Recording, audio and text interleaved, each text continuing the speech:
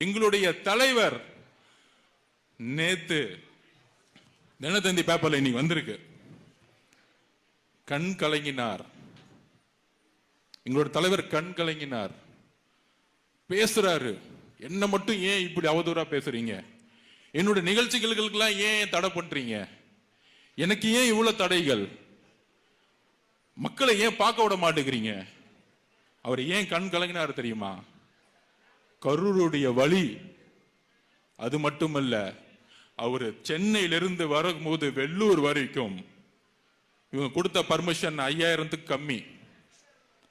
ஆனா ரோட்ல 2 லட்சம் பேர் நிக்கிறாங்க அவர் பார்க்கிறதுக்கு.